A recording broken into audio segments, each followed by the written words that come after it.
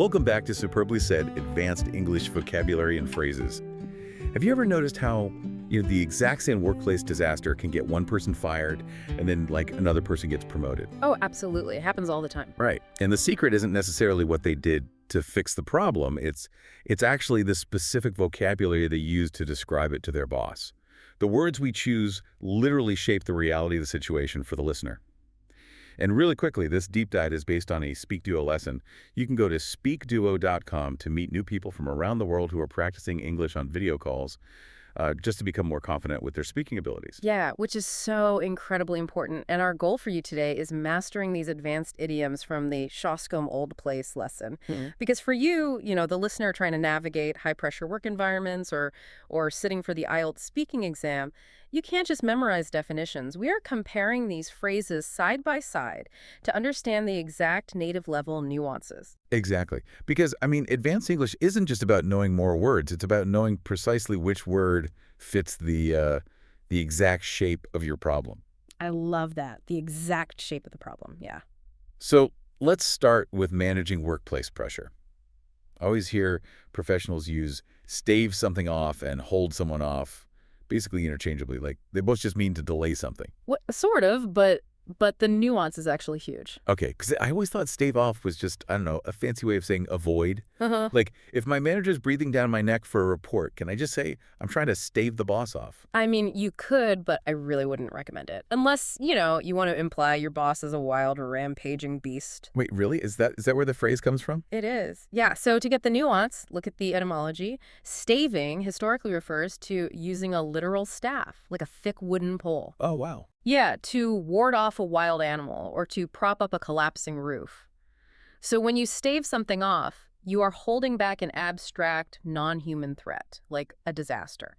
You stave off a financial crisis. You stave off an impending deadline. Ah, okay. So you're basically holding back the disaster itself with a metaphorical stick. Precisely. But you use hold someone off when you are delaying a literal person. Like you're putting a hand up to pause a human being. Okay, that makes so much sense. So if I'm doing an IELTS Part 2 response about a stressful time, I could say, I negotiated for an extra week to stave the deadline off because the deadline is the abstract beast. Exactly. But then I'd say, meanwhile, I held the demanding clients off by sending them preliminary data. I hold the clients off, but I stave the deadline off. That is a perfect application. It's completely natural. You just match the phrase to the nature of the threat. But okay, what happens when you drop the stick? The crisis actually hits you. Because that brings us to this split in how we describe being totally overwhelmed, up to one's neck versus being done for. Right, yeah. And these describe entirely different psychological stages of a crisis. Up to one's neck means you're deeply, intensely overwhelmed, but, and this is key, you are still actively involved. Like treading water. Exactly like treading water. If you are in water up to your neck, it's dangerous, you're exhausted, but you're still breathing. You haven't drowned yet. Right. So I'd say last month I was up to my neck with audit projects, meaning it was a terrible struggle, but I survived. I was functioning. Yes, but done for, that implies you sank to the bottom of the pool. It's absolute passive finality. Oh, man. So it's game over. Totally. The crisis beat you. You wouldn't say I was done for with projects because that implies you're still working on them. Done for means completely ruined or beyond repair, like completed for a fate of ruin. So applying that to an IELTS prompt about a broken object, I'd say, after the crash, the old laptop was done for and couldn't be repaired. It's unfixable. Perfect example. Dead laptop, completely done for. Awesome. Now, moving from stress management to how things actually happen in the workplace. Because some things happen in a flash and others sort of sneak up on you. Yeah. Let's look at plunge on something versus creep into something. Yeah, these are fascinating. It's all about active, sudden risk versus passive, slow development. Plunging on something is instantaneous. It sounds so aggressive, right? It really is. The metaphor is literally standing on a cliff and diving into water. Once your feet leave the edge, gravity takes over. You can't change your mind halfway down. It's a sudden commitment. So, the team decided to plunge on a new venture without checking all the details. They took a massive sudden leap. Exactly. Whereas creeping into something is stealthy. It's slow and happens without anyone really noticing until it's already there. Like fog slipping under a door. Exactly like that. It's passive. So you wouldn't decide to creep into a risk. You'd say something like, doubt began to creep into the team's confidence after repeated delays. No one actively did it. It just slowly happened to them. Right. And you see a very similar dynamic with interpersonal conflicts. Let's compare fly at someone and distress someone. Fly at someone gives me this mental image of someone just launching themselves across the office. Yeah, it's a great image, and it perfectly captures the lack of warning. Flying at someone is a sudden, angry confrontation. It's pure outward aggression. But distressing someone is causing internal emotional pain or worry. Which can linger, right? Exactly. The effects of distress last way beyond the actual event. So if there's office drama, I'd say, out of nowhere, he flew at his colleague over the misunderstanding. That's the sudden explosion. But the consequence is the unexpected news distressed her for several days. Exactly. Outward explosion versus internal lingering turmoil. Which naturally leads us to ask, once actions are taken, how do people use information to get ahead? Office politics, basically. Let's talk about truth and deception. Barefaced versus impersonate someone. Oh, this is a fascinating contradiction. So a barefaced act, like a barefaced lie, is openly shameless. Like they aren't even trying to hide it. Right. Historically, a bare or shaven face meant you were unconcealed. If you tell a barefaced lie, you aren't wearing a mask of shame. You're lying, you know everyone knows you're lying, and you just do not care. Wow, the audacity. So like a corrupt politician making a promise everyone knows they won't keep? His barefaced lie surprised everyone at the meeting. But impersonating, that's completely different. Right, because impersonating relies entirely on convincingly hiding your true identity. The deception only works if the mask stays on. Right, like scammers who impersonate someone to get bank information. If they get caught, it's over. But the barefaced liar just keeps going. Exactly. Now, once you have that hidden information, how do you use it? That's where we compare being in someone's confidence and having the advantage of someone. They both involve having crucial info, right? Yes, but being in someone's confidence implies trust and shared secrets. You're in their inner circle. Having the advantage of someone means you're using information or preparation to hold a stronger, competitive position over them. Okay, so one is about trust, the other is leverage. Yeah. So I could say she was in his confidence and knew about the plans before anyone else. Yeah. That's trust. Yeah. But then during the actual discussion, she had the advantage of the others because she used that info to get ahead. You've got it. It's a subtle but really important shift from relationship to strategy. Okay, so how do these high-stakes situations finally resolve? Let's look at settle a debt versus revert to someone. This is another active versus passive comparison. To settle a debt, you have to do the work. You write the check, you put in the extra hours to fully resolve the obligation. It requires friction. Right. But when something reverts to someone, it's automatic. When a contract ends, the rights automatically revert to the original author. No action required. It just snaps back into place. That makes sense. And then, I guess, what feelings are left behind? Which brings us to an idiom that honestly confused me for years. No love lost. Oh, it trips up so many advanced learners. Because no love lost sounds like, well, like no love was lost, so everything is fine. Exactly. Yeah. Mathematically, it sounds like the relationship is still totally intact. Right, but it actually means the bitter opposite. Think of the math this way. 0 minus 0 is still 0. It doesn't mean love was preserved. It means there was absolutely no love there to begin with. Oh, wow. Yeah, it's a clear mutual dislike. You can't lose what you never had. That is so brutally polite. So a classic business example would be, between the rivals, there was no love lost, and conversations were always tense. Perfect. Yeah. And now that we've mapped out all these nuances, it is time to put your ear to the test. Yes. It is time for our multiple choice quiz. I'm going to read a question and give you option A, option B, and option C, and I will repeat the target phrase frequently so you remember exactly what you're listening for. Right. Pay close attention to the context. Does it fit the exact shape of the idiom we just discussed? And the golden rule for this quiz. For every single question, feel free to pause the podcast here if you need to think about the answer. We really want you to actively engage. All right, question 1. Which sentence uses the idiomatic phrase, stave something off, correctly, based on context? Again, stave something off. The incredibly experienced corporate legal team managed to successfully stave something off completely today.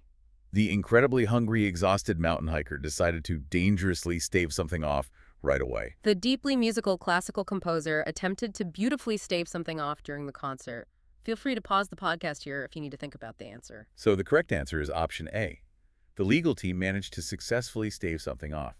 Remember, you use your metaphorical wooden staff to stave off an abstract disaster, like a work deadline or a legal issue, not a physical person. Right. Okay, question 2. Select the context where the phrase up to her neck is most appropriately used. Listening for up to her neck. The deeply terrified swimming instructor unfortunately managed to step entirely up to one's neck. Following the massive, unexpected financial audit, she was completely up to her neck today. The incredibly fashionable Parisian clothing designer warmly buttoned the sweater up to her neck. Feel free to pause the podcast here if you need to think about the answer. The answer is option B. Following the audit, she was completely up to her neck. Option A and C are just literal uses of a physical neck. But option B perfectly captures that idiom of being overwhelmed by paperwork or projects, but still actively surviving. Still treading water. I love it. Question 3. In which situation does someone accurately display barefaced behavior figuratively? Looking for barefaced. The completely exhausted freezing mountain explorer survived the terribly dangerous, brutal, barefaced winter wind. The highly skilled professional skincare specialist gently cleaned the incredibly sensitive barefaced television actor. The incredibly corrupt, manipulative corporate politician deliberately told a completely shameless barefaced lie today. Feel free to pause the podcast here if you need to think about the answer. The correct choice is option C. The politician told a completely shameless, barefaced lie. Remember the meeting example. It's an audacious lie where you aren't even wearing a mask of shame to hide it. Okay, question 4. Which response best demonstrates the advanced phrase, plunge on something figuratively? Listen for plunge on something. The incredibly ambitious young corporate entrepreneur carelessly decided to suddenly plunge on something risky. The incredibly brave professional Olympic diver decided to gracefully plunge on something quite deep. The heavily exhausted, dedicated household plumber needed to vigorously plunge on something tightly blocked. Feel free to pause the podcast here if you need to think about the answer. The answer is option A. The entrepreneur decided to suddenly plunge on something risky. Options B and C are literal, physical plunging. Option A is that sudden, active, and irreversible commitment to a new venture. The leap of faith. All right, question 5. How would a professional accurately use the phrase, have the advantage of someone? Looking for, have the advantage of someone. The incredibly aggressive amateur tennis player attempted to quickly have the advantage of someone. Because she prepared extensively, Yeah. she clearly managed to have the advantage of someone else. The incredibly ruthless, deceptive con artist attempted to unfairly have the advantage of someone. Feel free to pause the podcast here if you need to think about the answer. The correct answer is option B. Because she prepared extensively, she managed to have the advantage of someone else. This captures the nuance perfectly. It's about knowing more or being in a stronger strategic position due to preparation, not physical aggression. Nice. Question 6. Which scenario perfectly illustrates the idiom, no love lost? Listen for no love lost. The incredibly heartbroken, weeping romantic teenager sadly believed there was absolutely no love loss. The wildly successful famous marriage counselor ensured the happy couple had no love lost. Between those incredibly bitter rival political candidates, there is certainly absolutely no love lost. Feel free to pause the podcast here if you need to think about the answer. The answer is option C. Between the bitter rivals, there is absolutely no love lost. Option A falls into that classic trap of thinking love was preserved or literally lost. Option C correctly identifies the mutual dislike between rivals. 0 minus 0 is 0. Okay, question 7. Which sentence accurately utilizes the advanced phrasal adjective done for, looking for, done for? Following the massive destructive network crash, the old corporate laptop was completely done for. The incredibly dedicated restaurant chef ensured the delicious requested evening meal was done for. The incredibly exhausted university student gladly announced the difficult daily studying was done for. Feel free to pause the podcast here if you need to think about the answer. The correct choice is option A. The old corporate laptop was completely done for. Option B and C just mean finished, but option A correctly uses the idiom to describe something that is totally ruined, like that unrepairable crashed laptop. Last one, question 8. Which of the following statements correctly uses creep into something figuratively? Listen for creep into something. The incredibly terrifying, dangerous, venomous spider managed to silently creep into something very dark. Serious professional doubt slowly began to quietly creep into something resembling their total confidence. The deeply mischievous, curious neighborhood cat attempted to secretly creep into something incredibly small. Feel free to pause the podcast here if you need to think about the answer. And the final answer is option B. Doubt began to quietly creep into something resembling their confidence. Spiders and cats are literal creeping. Option B perfectly captures that gradual, completely unnoticed development of an emotion, like doubt. That wraps up the quiz. By focusing on the mechanics behind these words, you really move from just memorizing to actually commanding the language. You really do. And I want to leave you with one final kind of provocative thought. We often treat language merely as a passive tool to describe what is happening, but language actually shapes how we react. Consider how knowing the difference between staving a problem off versus being up to your neck in it might actually change your mental approach to solving it at work tomorrow. The words you use internally dictate your external reality. Wow. That is definitely something to chew on before your next big meeting. Thank you so much for joining us on this deep dive. Keep analyzing, keep practicing, and we will see you next time.